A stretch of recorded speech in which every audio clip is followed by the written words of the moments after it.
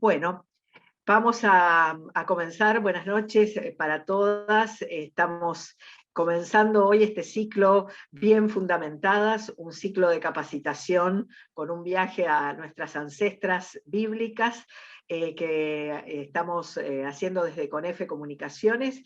Y comenzamos este ciclo que va a llegar hasta dentro de un año, si todo anda bien, y vamos a estar cada bimestre compartiendo con distintas docentes distintas temáticas de mujeres de la Biblia.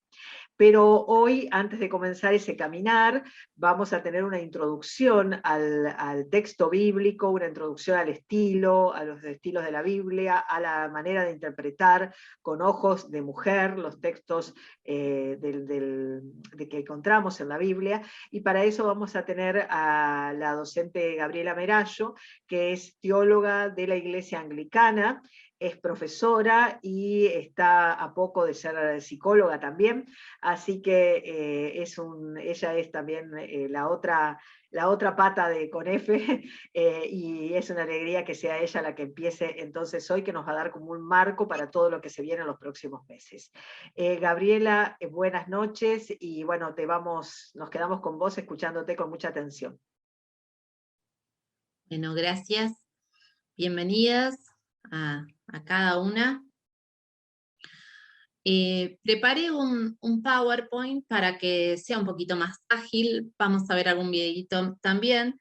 Como les dije anteriormente, si no tienen problema en que su pregunta salga grabada, si hay alguna duda, levantan el micrófono y preguntan, porque al presentar pantalla voy a dejar de ver a todas, ¿sí? Entonces, cualquier cosa.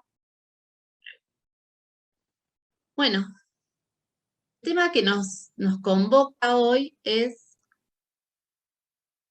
si la Biblia es un texto sagrado. Puedo comenzar preguntándoles a ustedes. ¿Qué opinan? ¿La Biblia es un texto sagrado? ¿La Biblia es palabra de Dios?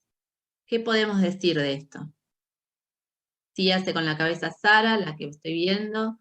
A ver, ¿qué más? ¿Hay dudas? ¿Hay cabecitas que se mueven? Bueno, la Biblia es texto sagrado. Vamos a ver en este itinerario qué es la Biblia, los géneros literarios y la lectura de género, cosas indispensables a la hora de poder llegar a un texto para interpretarlo y luego llevarlo a la vida, ¿no? Son 3 pasos. Entonces,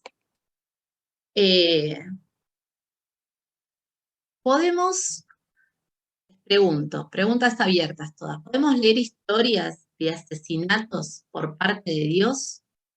¿De violencias de parte de los patriarcas a sus mujeres e hijas y decir que esa es palabra de Dios? Otra pregunta. ¿Todos los textos en la Biblia tienen la misma importancia? ¿Cuánto hay de inspiración divina y de intención humana? ¿Se anima alguna a responder alguna de estas preguntitas?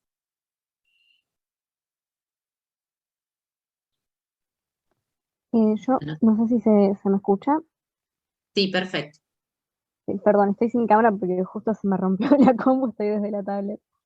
Yo en realidad me quedé con lo anterior, ¿no? Con esto de si la Biblia es un texto sagrado. La verdad es que no sé contestarlo exactamente, pero sí pienso y creo que la Biblia fue escrita por personas, ¿no? Interpretando, bueno, las señales y los mensajes y su sentir y su creer respecto a Dios, pero creo que no hay que dejar de pensar eso, que no es que bajó Dios y agarró una pluma y se puso a escribir. Eso. Bien, muchas gracias. Sara, ¿te levantaste la mano? Ya, se me perdió el micrófono. Bueno, pues también tenemos que preguntarnos ahí qué es lo sagrado, porque lo sagrado está también muy conectado con lo humano, realmente también en la Biblia. En el sentido de, claro que Lucas tenía, cuando escribió el Evangelio, una deformación de oficio, que él era médico, y él quería mostrar que Dios existía de cierta manera, una manera científica, para ese tiempo, y bueno, pero ahí también está lo sagrado. No podemos decir que lo sagrado está totalmente dividido de lo humano, porque entonces nosotros nunca podemos alcanzar esa sacralidad realmente. Entonces, claro, cuando dices cuánto hay de inspiración divina en la y de cuánto de intención humana, es eso, que Dios se manifiesta en nuestros dones humanos para escribir estas cosas. Nosotros somos también los que le damos esa interpretación de sacralidad. Hay gente que puede leer la Biblia y la puede leer como un texto histórico. Entonces, pues eso era lo que quería decir. Gracias, Sara. Sandri García. Creo que como todo libro es un conjunto de colaboraciones, entonces como son tantos autores, podemos encontrar, creo que cosas que son inspiración divina, si podríamos darle un nombre, y otras que son, creo, más experiencias personales. Yo no puedo catalogar la Biblia como un texto sagrado completo, pero sí me puedo ver reflejada en las experiencias de las personas y tomarlo como algo sagrado porque me identifica como persona. Entonces, con toda la violencia a veces que se da del hecho de que tenemos que ser santos, que tenemos que ser perfectos, yo me puedo ver reflejada en personajes como David, por ejemplo, que no era perfecto, pero como es un texto más como político, lo reflejan como alguien que era conforme al corazón de Dios, y al no ser perfecto, me hace darme cuenta a mí que no necesito esa perfección que nos encajona para poder hacer una voluntad divina. Entonces, sí, creo yo que puedo verme reflejada en diferentes personajes y en eso encuentro yo lo sagrado. Muchas gracias, Sandri. Aquí en el chat, Natalia Matos dice 100% bajo inspiración divina, a excepción de cuando Pablo mismo dijo que opinaba, digamos, por su cuenta, ¿no? Bueno, esto un poco para generar debate. Fíjense que yo aquí usé los colores de la iconografía que se usan para la divinidad, el azul, y para la humanidad, el rojo, justamente entrelazando, ¿no?, esta inspiración divina e intención humana. Y me gustó lo que dijo Sara sobre, ¿no?, cuánto separamos lo sagrado de lo profano, ¿no? Si separamos lo sagrado por allá y lo profano por allá, ¿y dónde queda la encarnación de Cristo? Que en una persona divina se une lo sagrado y lo profano, ¿no? Bien, bien. Seguimos con más cuestionamientos de los que teníamos, seguramente. No voy a terminar de responder esto porque vamos a ir tratando cada punto, ¿no?, por parte. A ver, se me trabó. Bueno, las imágenes son de un pintor español que ha pintado murales en toda Latinoamérica y el Caribe, Maximino Cerezo Barrera. Bueno, algunas respuestas a la pregunta ¿qué es la Biblia? Partimos de la base de que Biblia viene del griego biblos, que es conjunto de libros. Biblioteca, dicen algunos, porque es libros en general. Libros que fueron escritos con mucha diferencia de tiempo, libros que pasaron por muchas tradiciones diferentes, sacerdotal, yavista, eloísta, no voy a entrar en eso, pero las tradiciones son manos que tienen ideas, imágenes de Dios, de ser humano y de mundo totalmente diferentes. Y esas manos, esas visiones, esas concepciones quedaron todas plasmadas en los textos bíblicos. Por eso hay textos, ¿sí? Por ejemplo, en este punto estoy aquí, hay libros con distintas imágenes de Dios, de ser humano y de mundo, que muchas veces se suman a ideas de otros libros y muchas otras difieren y se contradicen entre sí. Porque eso de que la Biblia es una unidad, no es tan así. ¿Mm? Si hay tantos libros, 73 para los libros, incluidos los deuterocanónicos, los 6 libros o partes de libros que ingresaron después al canon, o 66 libros si tomamos la Biblia hebrea y el Nuevo Testamento griego, ¿no? Escritos en diferentes tiempos históricos, diferentes espacios geográficos, dirigidos a comunidades muy distintas, para enseñar, para amonestar, para corregir, para mostrar estas concepciones de Dios, de ser humano. Imaginen cómo puede ser todo igual. Imposible. Ahí solo si Dios estuviera, ¿no? O sea, hubiera querido la homogeneidad perfecta y hubiera estado soplando en el oído de esas personas que escribían algo unilateral. Pero la verdad es que ahí también tenemos que revisar nuestra imagen de Dios, ¿no? ¿Qué imagen de Dios tengo yo? Porque si yo digo, no, la Biblia tiene que ser toda una, bueno, entonces, ¿dónde queda la libertad de esas personas que escribieron los textos bíblicos? ¿En qué clase de Dios creo? ¿Un Dios que nos quiere esclavos, marionetas suyos, para que haya una única verdad?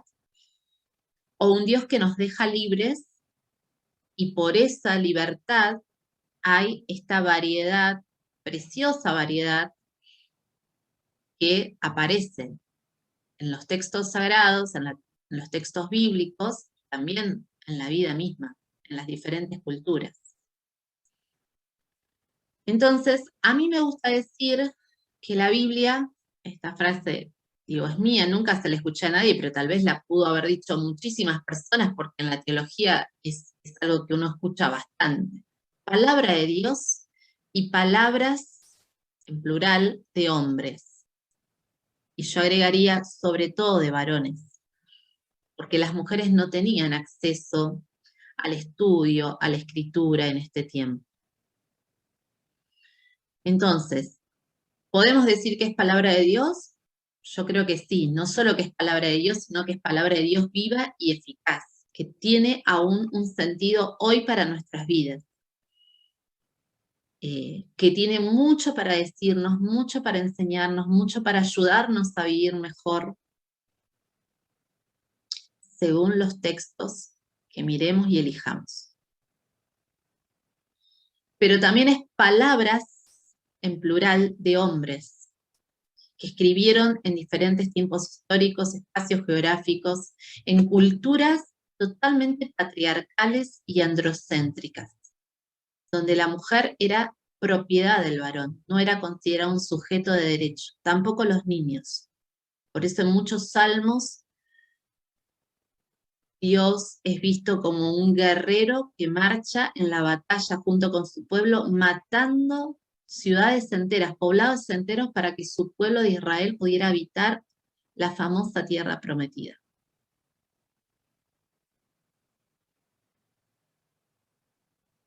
Es experiencia religiosa de varias personas. Experiencia religiosa de varias personas. Y esas personas, cada uno hacía una experiencia religiosa según una visión de Dios, una imagen de Dios. No hay una única o una unívoca imagen de Dios en la Biblia. Dios se presenta como el Goel, como el liberador, como la misericordia, como Dios Padre, como Dios Madre, como Dios guerrero, ¿no? Bueno, cada uno, cada una, a elegir la imagen de Dios que más sea afín a su persona o a su experiencia de Dios. También esas personas que escribían. También la Biblia puede ser textos con promesas de Dios. Podemos llamarlo hasta el libro de las alianzas, porque hay muchísimos textos que nos nombran cada alianza que Dios hacía con su pueblo cada vez que el pueblo le volvía a dar la espalda. Entonces podría llamarse el libro de las alianzas de Dios. Alianzas en plural, porque hizo muchísimas. Dios siempre salió al encuentro de los suyos para volverlos con cuerdas amorosas de amor a traerlos hacia sí.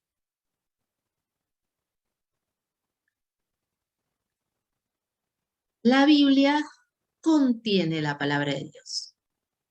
Para mí esto es muy diferente a decir que la Biblia es palabra de Dios. Si yo digo es, ese verbo me identifica a Dios con la Biblia. Y a pesar que nuestras tradiciones cristianas dicen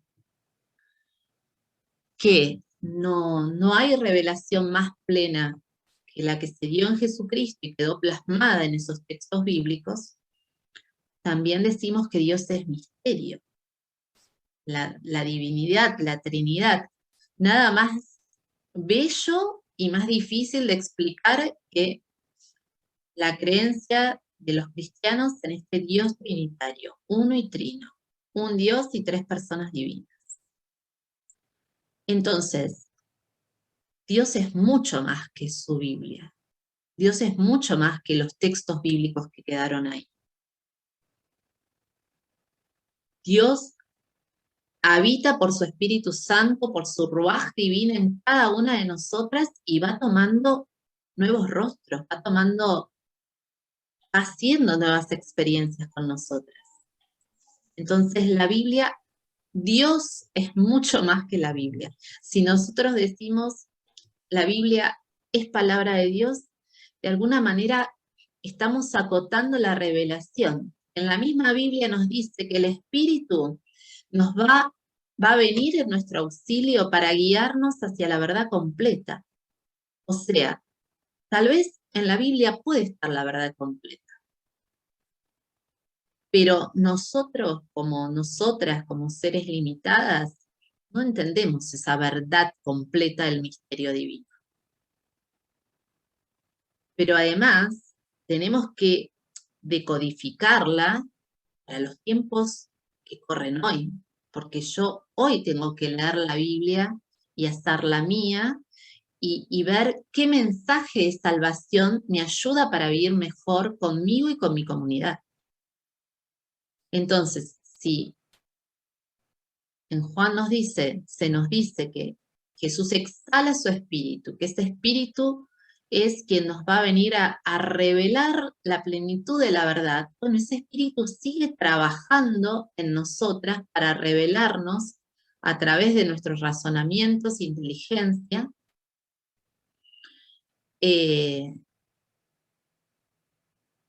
esa plenitud del misterio que nunca abarcaremos hasta que lo veamos a Él y nos veamos como somos conocidas cuando lleguemos a su encuentro. Aquí Sara Lucía Ramírez nos dice que Martín Lutero dijo que en la lectura de la palabra de Dios, se revela a nosotros. Por supuesto. También lo creo. Dios se revela en la palabra, pero también se revela en la creación y desde la encarnación se revela sobre todo en el ser humano. Nosotros no podemos decir que la Biblia es revelación de la palabra de Dios y mirar a un ser humano que te está diciendo algo y decir que ahí no está Dios. Porque desde la encarnación Dios quiso habitar nuestro tiempo y nuestra historia en forma de humano, en cuerpo, en carne. Entonces, Dios puso su morada entre nosotros y sigue estando presente en cada ser humano. A veces hay algunas personas que nos costará mucho encontrar a Dios ahí, no dudo de eso, pero eso no significa que Dios no esté o que Dios no quiera a esa persona como su hijo o hija. Pero a lo que voy es que la palabra es revelación de Dios, la creación es revelación de Dios, nosotros somos revelación de Dios también. Finita, ¿no? Limitada, obviamente. No somos Dios, no estoy diciendo todo es Dios, no es panteísmo. Hay algo de Dios en la creación, hay algo de Dios, hay mucho de Dios en la palabra, hay algo de Dios en el ser humano. Y por eso me parece mucho mejor esta afirmación. La Biblia contiene la palabra de Dios. Porque, vuelvo a repetir, creo que realmente hoy tiene textos liberadores, si no bien fundamentadas no existiría, ¿no? Volvemos a los textos bíblicos para ver qué nos dicen, qué nos transmiten, qué podemos beber de verdad, de liberación, de justicia en esos textos y traerlos a nuestra vida, traerlos a nuestras comunidades. Pero no todos los textos tienen la misma liberación, la misma presencia divina.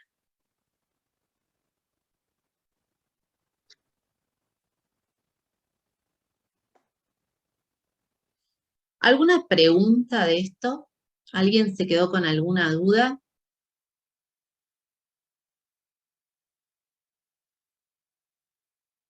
Las veo rápido a ver si alguna me dice algo. Bueno.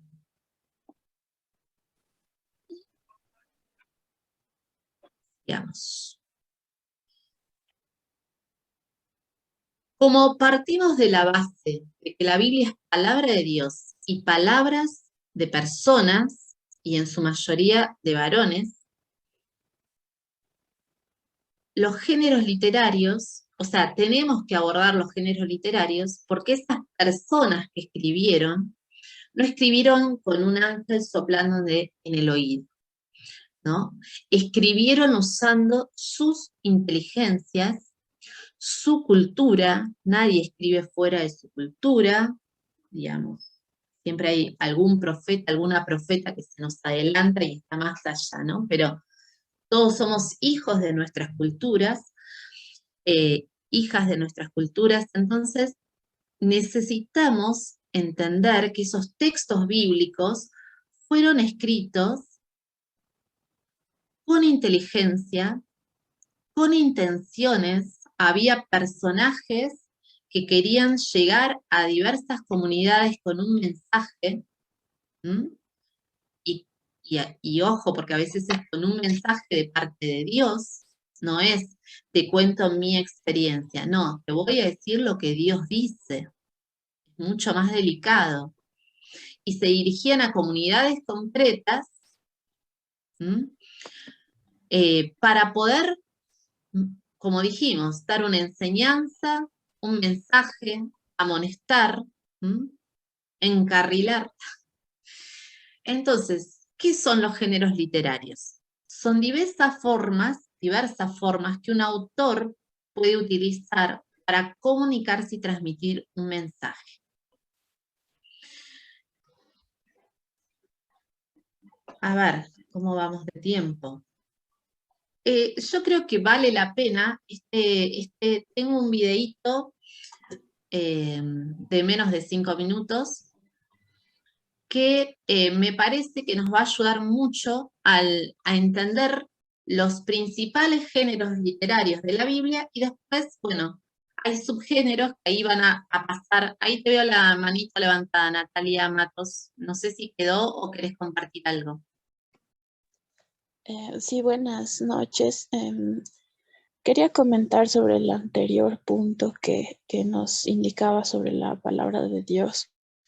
Tengo un poco de confusión con este término, digamos, porque si decimos que la Biblia contiene la palabra de Dios, estamos indicando que quizá, bueno, tal vez que no contiene toda la palabra de Dios.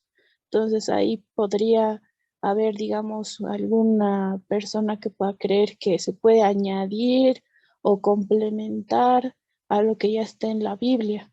Y en Apocalipsis nos dice, ¿no?, que no podemos añadir ni disminuir a lo que ya está escrito. Eso quería saber cómo lo podemos entender, por favor. Bueno, yo les voy a compartir, a ver si es más claro, otro PowerPoint que lo tengo para asustar a mis alumnos.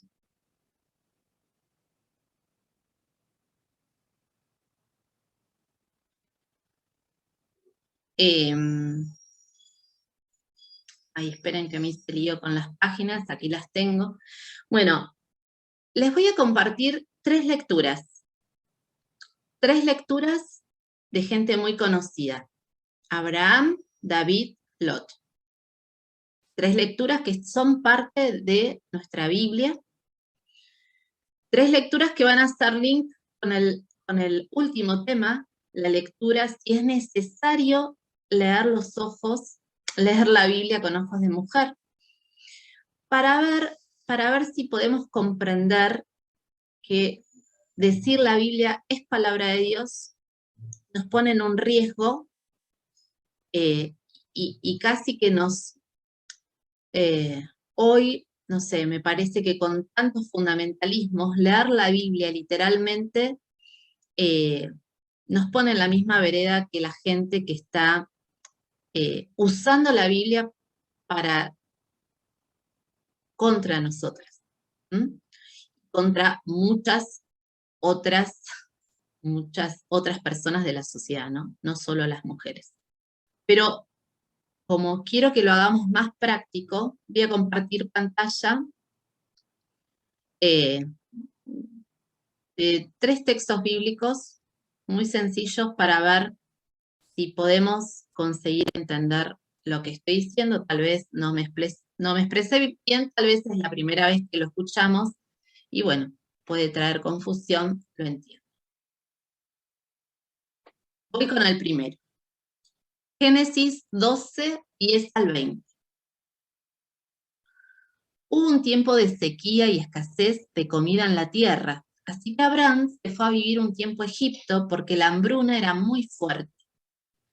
Antes de entrar a Egipto le dijo a su esposa Sarai: yo sé que tú eres una mujer hermosa. Cuando los egipcios te vean dirán, esta mujer es su esposa. Luego me matarán, pero a ti te dejarán vivir. Diles que tú eres mi hermana, para que, por ti, ellos sean amables conmigo y no me maten. Así pues, cuando Abraham entró a Egipto, los egipcios vieron que Sarai era una mujer muy hermosa. Cuando los funcionarios del faraón la vieron, le contaron al rey lo hermosa que era. Entonces llevaron a Sarai a la casa del faraón. Gracias a Sarai, el rey fue muy amable con Abraham, quien adquirió ovejas y cabras, ganado, asnos, esclavos, esclavas, asnas y camellos. Luego el Señor mandó una epidemia sobre el rey y su gente por haber tomado a Sarai, la esposa de Abraham. Cuando dice el Señor, se está refiriendo a Yahvé, ¿no? Entonces el faraón llamó a Abraham y le dijo: ¿qué rayos has hecho? ¿Por qué no me dijiste que ella era tu esposa? ¿Por qué me dijiste ella es mi hermana, para que yo me casara con ella? Ahora aquí está tu esposa, tómala y vete. Entonces el rey dio órdenes con respecto a Abraham para que lo dejaran seguir su camino a él y a su esposa juntos con sus posesiones. Voy por la segunda. Génesis 19, versículos 1 al 2 y 4 al 8. Los 2 ángeles llegaron a la ciudad de Sodoma al atardecer. Lot estaba sentado a la entrada de Sodoma y los vio. Se levantó y fue a encontrarse con ellos. Luego se postró rostro en tierra y les dijo: miren, señores, por favor acepten quedarse en la casa de su siervo, pasen aquí la noche y lávense los pies. Mañana pueden levantarse temprano y seguir su camino. Antes de que los ángeles se acostaran a dormir, Todos los hombres de Sodoma, viejos y jóvenes, rodearon la casa. Llamaron a Lot y le dijeron, ¿dónde están los hombres que llegaron aquí esta noche? Hazlos salir para que podamos tener relaciones sexuales con ellos. Entonces Lot salió y cerrando la puerta tras él les dijo, amigos míos, por favor, no vayan a hacer algo tan perverso. Yo soy padre de 2 hijas y ellas todavía no han tenido relaciones sexuales con ningún hombre. Se las traeré para que hagan con ellas lo que ustedes deseen. Pero no toquen a estos señores porque están en mi casa y por eso yo debo protegerlos. Tercera y última lectura. Segunda de Samuel, capítulo 13, versos 1 al 2, 6 al 7, 11 al 15 y 21. Absalón, hijo de David, tenía una hermana muy bella que se llamaba Tamar. Amnón, otro hijo de David, estaba enamorado de ella. Así que Amnón se acostó y fingió estar enfermo. Cuando el rey David fue a verlo, Amnón le dijo, deja que venga mi hermana Tamar para que me prepare unas empanadas aquí mismo y me las sirva. David envió mensajeros a la casa de Tamar y le dijeron, ve a la casa de tu hermano y prepárale algo de comer. Cuando empezó a darle de comer, él la agarró de la mano y le dijo, ven, acuéstate conmigo. Tamar le dijo, no, hermano, no me obligues a hacer eso, no cometas esta infamia, que eso no se hace en Israel. No podría librarme de mi vergüenza y la gente te vería como un criminal. Mejor habla con el rey. Él dejaría que nos casáramos. Pero Amnón no escuchó a Tamar y como era más fuerte, la forzó a tener relaciones sexuales con él. Pero después de violarla, sintió un odio hacia ella mucho más grande que el amor que sintió antes, y le dijo, levántate y vete. Al enterarse de eso, el rey David se enfureció. Sin embargo, no quiso castigar a su hijo porque era su hijo preferido, el mayor.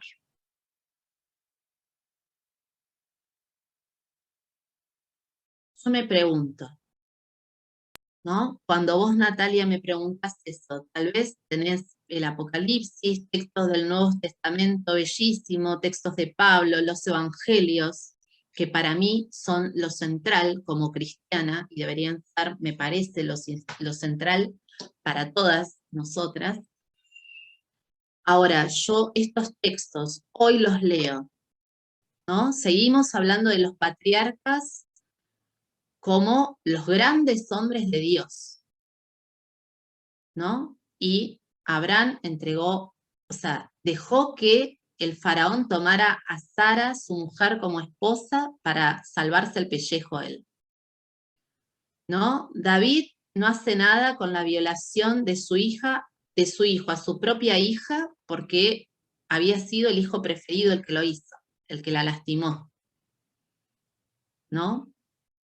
Y Lot guarda en su casa 2 extranjeros, porque la ley decía que había que cuidar al extranjero, 2 personas que él no conocía, y por cuidar a esas personas, da a sus 2 hijas vírgenes.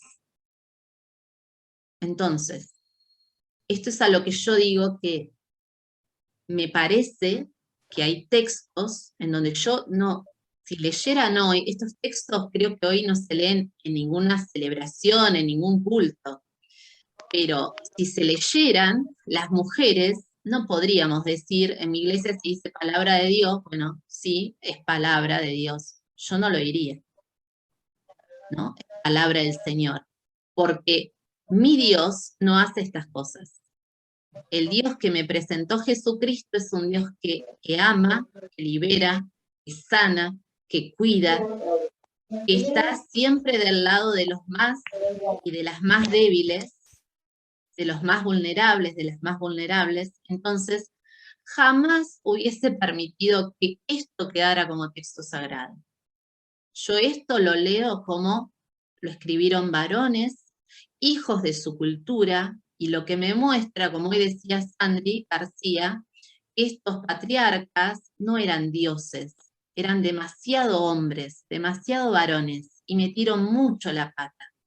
Entonces, bueno, yo como ser humano también la puedo meter y sentirme hija de Dios, amada por Él. Pero no puedo leer estos textos hoy con la violencia que hay hacia las mujeres, con la cantidad de femicidios, a pesar de todo lo que intentamos luchar en contra de estas violencias, adentro y fuera de las iglesias, y decir que es palabra de Dios, o ponerlos a la misma altura de los evangelios que nos están mostrando un Dios de amor, ¿no? Que cuando le piden a Jesús que resuma los 613 mandamientos de su época, esos 10, 12 o 14 mandamientos del Éxodo, en la época de Jesús los fariseos los habían convertido en 613. Y cuando le dicen, ¿cuál es el mandamiento principal? Amar a Dios, amar a tu prójimo como a vos mismo. Amar, amar, amar. Amar al otro, amar a Dios, amarte. ¿Qué tienen estos textos de amor para que me revelen al Dios de Jesucristo? No sé si me explico. Yo sé que es difícil, porque a veces, si es la primera vez que lo escuchamos, bueno, estoy ahí rayando, ¿no?, la herejía, pero quiero que se entienda desde dónde parto. No estoy igualando todos los textos por igual, y por eso me parece fundamental esto de la Biblia, o la palabra. La Biblia puede contener la palabra de Dios, yo creo que la contiene, ¿no? Por eso me dedico a esto y amo lo que hago. Pero no igualo todos los textos, y no me gusta decir, cuando leo estos textos, la Biblia es palabra de Dios, porque acá me queda más claro que también es palabras de hombres, ¿m? De hombres, hijos de su tiempo y de sus culturas. Natalia. Sí. Bueno, en realidad, yo cómo interpreto estos pasajes, sí, ya los conocía. Y bueno, en realidad yo cómo interpreto es, bueno, yo le doy la misma importancia, ¿no?, al Antiguo Testamento como al Nuevo Testamento. Y creo que es el mismo Dios de amor en el Antiguo tanto como en el Nuevo, ¿no?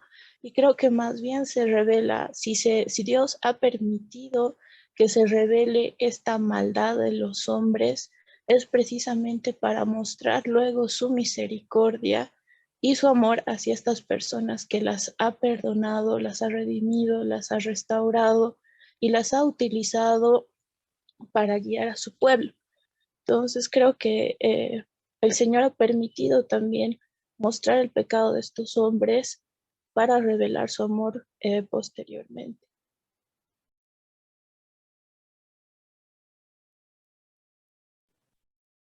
Bueno, Nati, está bien la lectura que estás haciendo, no estoy en contra de lo que estás haciendo, yo lo que propongo es como intentar, y aquí no metías todos los textos del Antiguo Testamento, dio la casualidad que estos 3 textos, porque quería hablar de los patriarcas, son del Antiguo Testamento, pero hay textos bellísimos del Antiguo Testamento donde Dios es Padre, Dios es Madre, Dios es Gesed, misericordia, ¿no? Dios es Goel.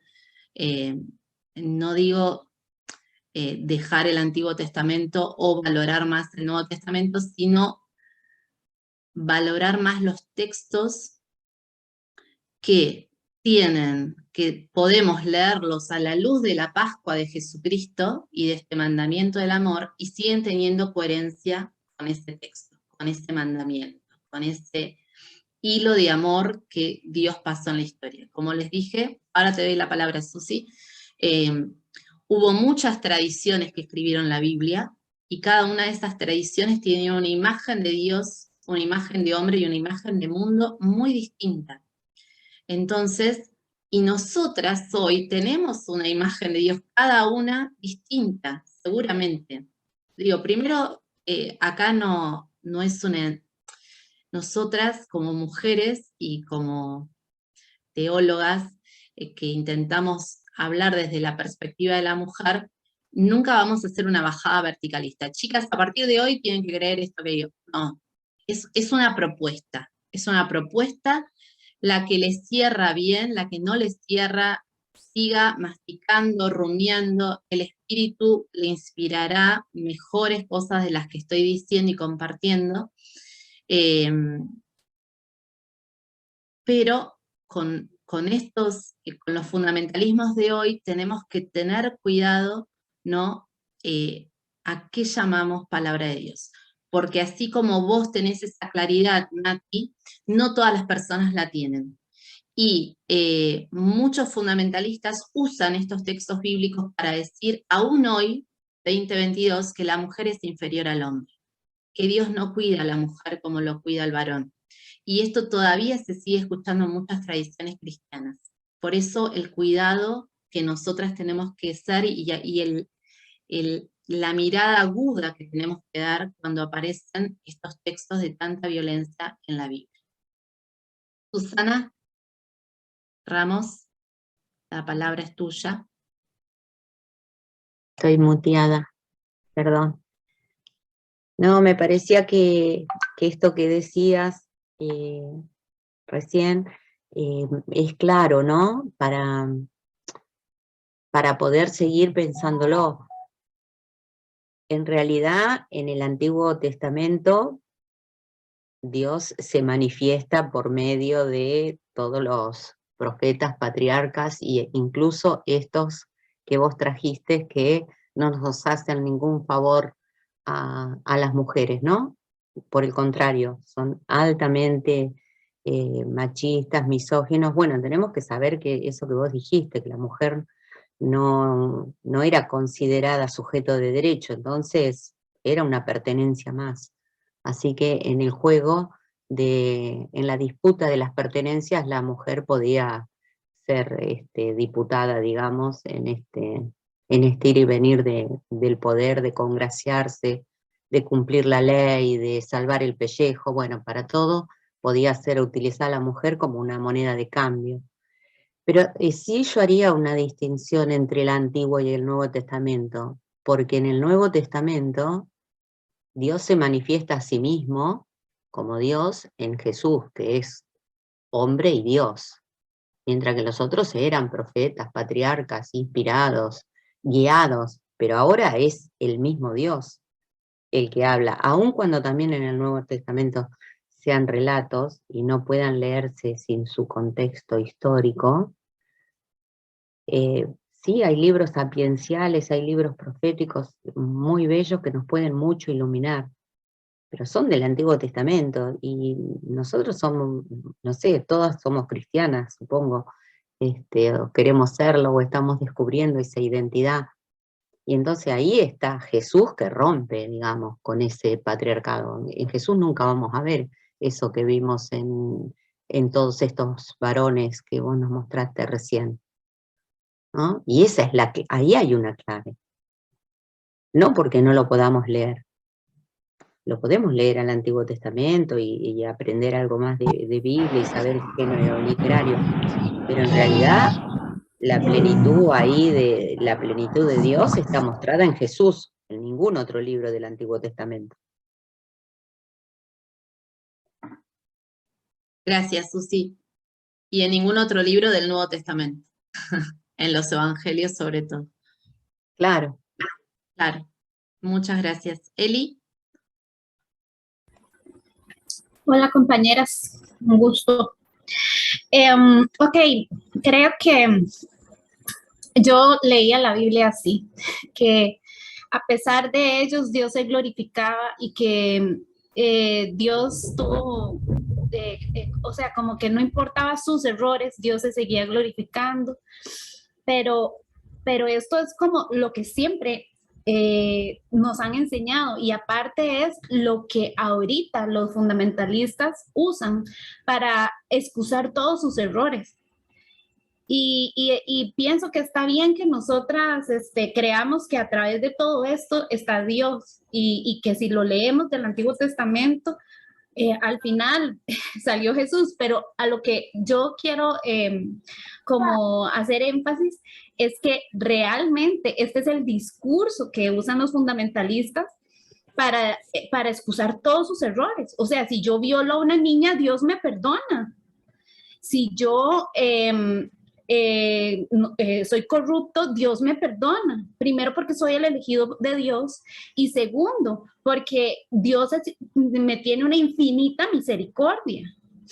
Entonces, entiendo muy bien que sí, a través de estas historias que ahora yo las vuelvo a leer y quiero vomitar y se me paran los pelos, no las leo igual que antes, ¿verdad? Porque antes era como, la leía muy rápido, pero lo que yo pienso es que nosotras deberíamos de volver a releer y sí, volvernos a decir, ¿qué es esto? Esto no lo pueden estar diciendo porque estos son los textos que agarran los pastores, los fundamentalistas, la gente que quiere controlarnos para decir sí, perdone a su esposo a pesar de que la violenta, de que la agrede, porque esto es lo que Dios va a hacer un milagro después, el milagro de la transformación, de que Dios cambia su corazón o que Dios es de infinita misericordia.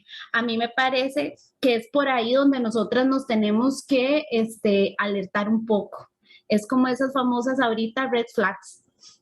Tenemos que estar alertas y volver a decir, esto no está bien. A pesar de que está escrito en la Biblia y a pesar de que estos fueron hombres que dice la Biblia que Dios escogió y que al final cumplieron una historia que vale la pena, inclusive ser contada, pero no podemos decir que esto lo tenemos que traer aquí y que Dios nos va a perdonar y va a perdonar a todos estos hombres. No importa lo que ellos hagan. Ese es mi comentario.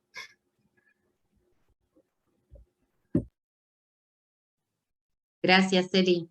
Bueno, eso es lo que vamos a intentar hacer en este curso, ¿no? Releer las lecturas, sobre todo de nuestras ancestras bíblicas, para poder darles otra mirada. Eso es lo que van a venir a comenzar a hacer las profesoras que vengan de aquí en más, pero por eso necesitamos empezar desde esto, porque esos mismos fundamentalistas, como vos decís, Eli, si no discutimos que la Biblia también contiene tradiciones culturales, que está escrita en contextos de patriarcado, androcéntricos, donde la voz del hombre, el varón, era la única que valía, donde la mujer era propiedad del padre primero y del esposo después, era contada entre los muebles de la casa, se podía vender como esclava.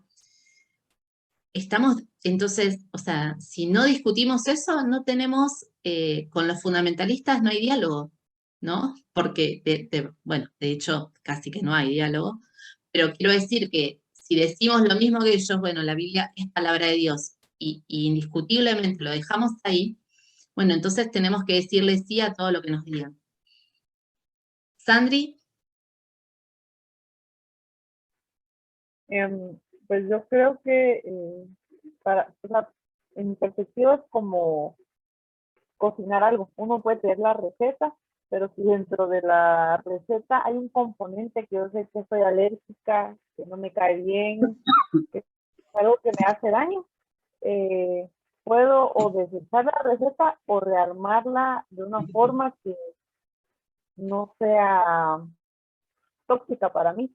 Entonces, para mí es igual leer la Biblia. Yo puedo leerla, pero no puedo consumir solo lo que yo sé que estuvo mal en su tiempo y sigue estando mal ahora, sino que también debo adaptarla a mi contexto y debo adaptarla a mi vivencia, porque no puedo comparar a una mujer del siglo XXI con una mujer que vivió hace 4.000, 5.000 años en circunstancias adversas y circunstancias donde era como un mueble más en la casa. Entonces, creo que tiene que ver más con la adaptabilidad, con la forma en la que podamos nosotros observar y digerir más que todo lo que estamos aprendiendo, y tener siempre la mente abierta a reaprender y volver a moldearnos, que creo que también es una parte importante.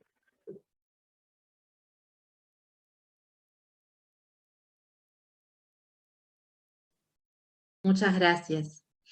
Me encanta que gente joven también esté aquí presente, ¿no? La intergeneracionalidad está presente siempre en nuestros encuentros de CONEFE y eso es algo hermoso porque aprendemos las unas de las otras, ¿no? Así que, bueno, gracias por todo lo que fueron compartiendo. Quiero recalcar, antes de darte la palabra, María Camila, que lo que lo que dijo Su, que yo pensaba que lo había dicho, pero tal vez no lo dije, no sé, no tengo escrito lo que voy diciendo, la revelación plena de Dios está en Jesucristo. Y aún así, dice la palabra, el Espíritu tendrá que venir a explicarnos esa revelación plena, porque Él se reveló plenamente en Jesucristo. Él o ella, no la Trinidad, pero nuestras limitaciones humanas hacen que no podamos comprender el misterio en su totalidad.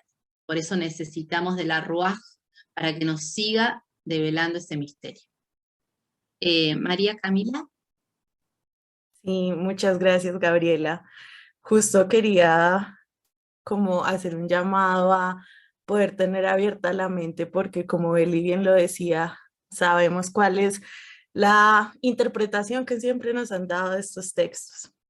Y creo que para mí encontrarme de cara a la Biblia, como quitándome todas esas cosas que me han dicho, que el texto se lee así, esta es la manera de hacerlo, y al encontrarme primeramente que pase por mí, que soy una mujer, y al leer esto, pues claro, evidentemente yo también considero que la Biblia es inspirada por Dios y podemos a partir de estos textos que son difíciles encontrar algo, ¿cierto? Estoy de acuerdo contigo, no es palabra de Dios para mí, porque no es algo que yo conciba, pero es algo muy interesante porque estas lecturas que nos han enseñado a hacer de estos textos es, sí, bueno, y Dios redimió a estos hombres y los utilizó a pesar de hacer estas cosas tan horribles. Pero es muy curioso que por esas cosas que nos han dicho no nos neguemos a nosotras mismas leyendo estos textos. O sea, invisibilicemos la voz de las mujeres que están allí y que pues si yo lo comienzo a leer a partir de mi ser mujer, digo, esto es horrible, por lo que pasaron esas mujeres en su contexto cultural es terrible, y a la luz de Cristo, evidentemente, hay una lectura diferente. Pero es eso, es recordar que se ha invisibilizado a la mujer, a las voces de las mujeres, a la interpretación de las mujeres dentro de las congregaciones, y es interesante poder detenernos, ser críticas con lo que nos han dicho de lo que estos textos dicen o de lo que significa lo que se escribió en Apocalipsis, de no agregarle, porque muchas veces están haciendo control de lo que pensamos y no somos críticas y no dejamos que precisamente esa palabra fluya a través de nosotras y que, como tú decías, la Ruaj nos inspire y nos revele algo más de Dios, algo diferente a lo que nos han dicho usualmente. Gracias, Camila. Hermoso. Lía, después Sara, y después vemos si podemos llegar a una frasecita de Nancy Cardoso sobre la lectura con ojos de mujer, que es, digamos, es el tema que estamos tratando, en definitiva. ¿Lía o Lita? Lita. Lita. Ay, perdón, Sí. mis ojos. No importa. No, te iba a dar las gracias, estuvo bien interesante, y valorar mucho que yo no tengo ningún conflicto en realidad con la visión que tú estás dando, pero me encanta de que haya personas que tengan otra mirada y que puedan plantearla, porque creo que sería muy genial que este grupo con distintas miradas pudiera conservarse hasta el final del curso, porque creo que no es ningún problema que algunas personas tengan una visión de fe 100% en la Biblia como texto revelado, digamos. Y otras podemos tener una visión más histórica, más cultural y más crítica en ciertas cosas. Y creo que eso hace muy interesante este grupo. Creo que no se trata de que tengamos que adherir 100% a una mirada y para poder caminar juntas como mujeres en esta relectura. Eso. Gracias, Lita. Estamos convencidas de que la relectura se hace en comunidad, así que no queremos voces unívocas. Muchas gracias. Sara. Cuando leía los textos, para ir al grano, cuando leía el texto de hoy, y es para unir un poquito todo lo que hemos hablado ahorita, tenía una pregunta en el chat, ¿no? Como releer significa olvidar todo, porque hay muchas formas de releer, ¿no? Un método como un poco más cartesiano, como voy a dudar de todo y todo es no olvidar de cierta manera de todo lo que han dicho de la Biblia antes. Y hay relecturas que es resignificarlas y refutarlas. No sé, en este caso, ¿qué es lo mejor? En el caso del género, ¿no? No A sé. ver, Sara, ¿podés concretarme la pregunta? La leí. La y te pregunta escuché. es, ¿qué manera de relectura se hace en género? O sea, ¿se olvida todo lo anterior o se resignifica y se refuta las lecturas anteriores? Es esto. Bueno, gracias. No se refuta lo anterior. Hasta lo podemos conocer y lo podemos debatir. En realidad, hay muchísimas lecturas que podemos hacer a partir del género, a partir de la etnia. No va a ser lo mismo una mujer blanca leyendo la Biblia a una mujer que proviene de los pueblos autóctonos a una mujer negra, ¿no? Porque cada una tiene, no sé quién, creo que Cami nombró recién, que tiene que pasar por el cuerpo, por nuestras vivencias, por nuestras experiencias. Y yo no he sufrido lo que ha sufrido una mujer negra, seguramente. A pesar de que he sufrido como mujer, pero he sufrido menos de lo que han sufrido otras. Entonces, porque siempre van entrecruzadas, ¿no? Esta interseccionalidad de género, etnia, estrato social. Entonces, una mujer blanca de poder adquisitivo alto, económico alto, bueno, ciertamente ha sufrido menos que yo, ¿no? Que siempre fui una pobretona entre nosotras, chicas, que esto sale en la grabación. Bueno, y así, y vamos, ¿no? Cuando más intersecciones hay en una persona de cuestiones que oprimen, bueno, más ha sido lo que ha sufrido la persona.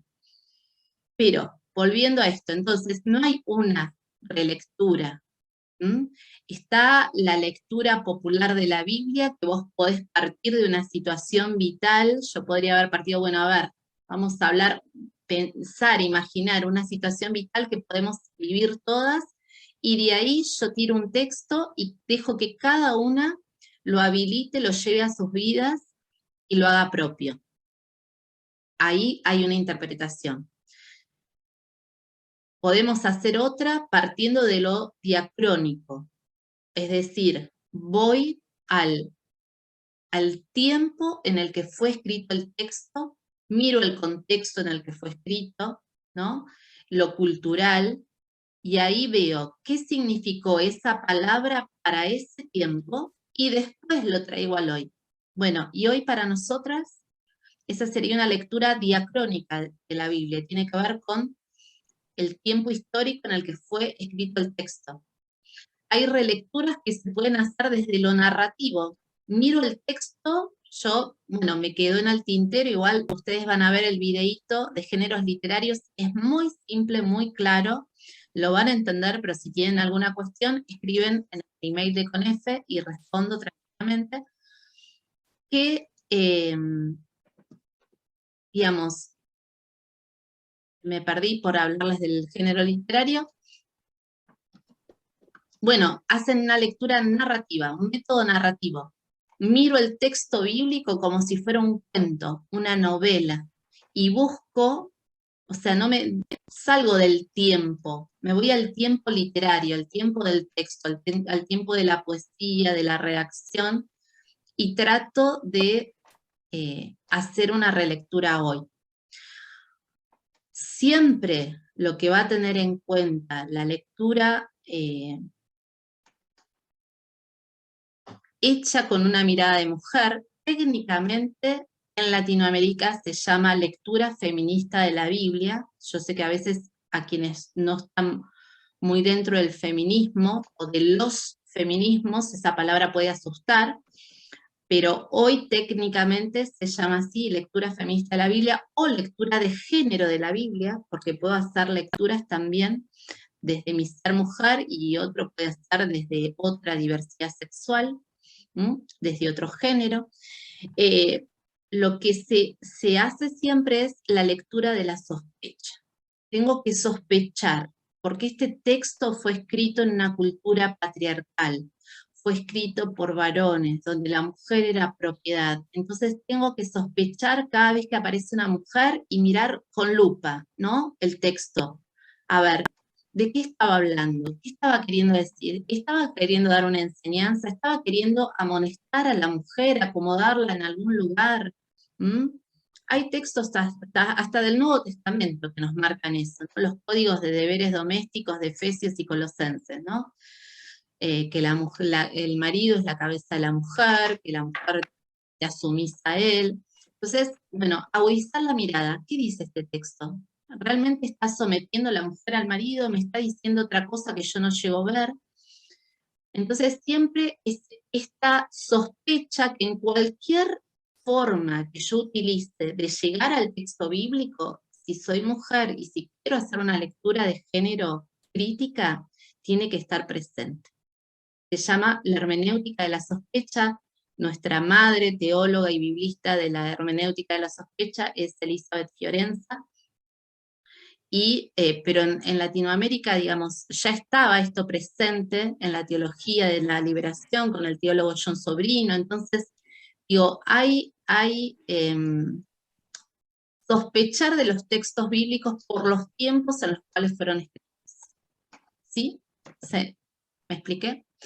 Astrid.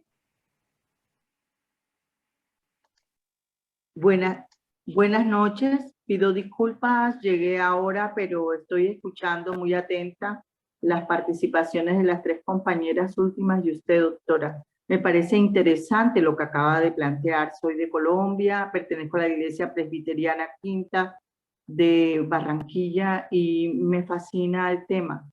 ¿Por qué? Porque la mirada hermenéutica con profundidad de estos temas es interesante desde la mirada de la mujer. ¿Por qué es interesante? Porque en el lugar donde me crié la mujer ha sido muy vulnerada. Es una zona de Colombia de mucha violencia. Y a veces ha utilizado los textos bíblicos para violentarlas, para violarlas, para usurpar su cuerpo de alguna manera. Han sido botín de guerra nuestras mujeres indígenas, ¿no? Entonces, esa parte me parece importante mirar cómo yo he estado investigando algo sobre esto de la violencia contra la mujer desde hace mucho tiempo y que utilizaron la Biblia para llegar a nuestros pueblos. Pero la Biblia no tiene la culpa, sino la interpretación que se le ha dado y el uso que se le ha dado. Y me parece interesante esta propuesta que ustedes nos traen y gracias por haberme aceptado en el grupo. Muy amable. Gracias, Astrid. Les voy a ver, voy a compartir de nuevo pantallas para leer esta frase de Nancy Cardoso Pereira, una teóloga brasileña.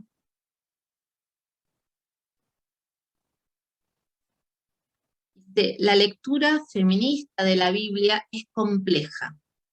Las mujeres nos enfrentamos a un texto muy antiguo que refleja culturas, costumbres, épocas, relaciones, lenguas y gramáticas diferentes. Nos enfrentamos además de todo con textos patriarcales y lecturas patriarcales androcéntricas que se han acumulado por siglos. Por eso, la hermenéutica que asume las relaciones sociales de género como un lugar privilegiado de lectura debe ser atrevida ir más allá de los cánones tradicionales de la ciencia exegética.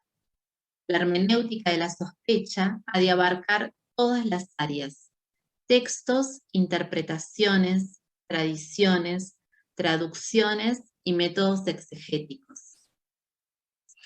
Les voy a dejar el video de Carmiña Navia Velasco, donde ella hace, una teóloga colombiana, hace el caminito de la teología de la hermenéutica de la sospecha en Latinoamérica. Bueno, y aquí teólogas que en Latinoamérica han sido y son madres de toda esta teología: Irene Fulques, Judy Res, Ivone Guevara, Elsa Tames, solo para nombrar algunas. Pero vuelvo a esta frase de Nancy Cardoso Pereira, ¿no? Y me acordé de algo. Vieron que uno leyendo se va acordando de cosas importantes que no dijo. Sara, algo que es clave también en la pregunta que me hiciste: tener en cuenta que las construcciones de género siempre responden a una cultura, a un tiempo histórico determinado. Entonces, no es que porque nacimos mujer vemos a Dios de una manera, no, es que la cultura nos impone una manera de ser mujer, ¿no? De entrar para ser aceptada en determinada cultura, en determinado tiempo, en determinado espacio geográfico. Y toda persona que sale de ese esquema, ¿no? Que sale de la norma, de lo normativo, ¿no? Queda fuera.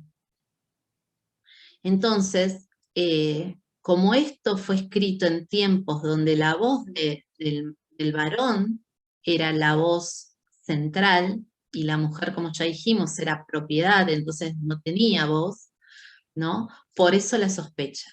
Entonces, ¿qué construcción de género tenía esta cultura determinada de la mujer? Bueno, la mujer era todo para dentro de la casa, en lo social era el varón. No tenía lugar la mujer no podía, en los textos de los evangelios vemos, Jesús no podía hablar en público con una mujer, porque eran tratadas de adulterio, eran apedreadas en plaza pública, ¿no?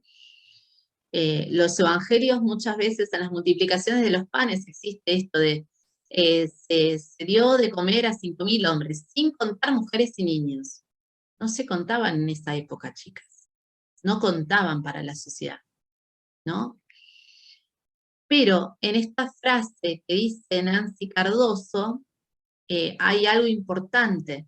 La hermenéutica de la sospecha, dice ella, ha de abarcar todas las áreas: textos, interpretaciones. Muchas de ustedes dijeron, a veces los textos no dicen cosas tan malas, ¿no? El problema son las interpretaciones machistas, patriarcales, androcéntricas que se hacen de esos textos. Tradiciones, traducciones. Hay una teóloga alemana brasileña, Louise Schotroff, que descubrió que hay traducciones sexistas en la Biblia. Ella lo llama así, ¿no? Hay palabras muy fuertes que cuando aparecen al lado de un sujeto varón, se traducen de una manera. Se traducen como liderazgo, ¿no? Posiciones de liderazgo. Cuando esas mismas palabras, la misma palabra en griego está acompañada de un sujeto femenino, se traducen como colaboradores, ya no es la misma posición, ya no traducen la misma palabra que para el varón. Y eso no lo hace el escritor que escribió allá lejos y hace tiempo el texto en griego. Eso lo hacen los traductores de la Biblia hoy. Y miren que hay traducciones de la Biblia, muchísimas. Y sin embargo, las siguen traduciendo así.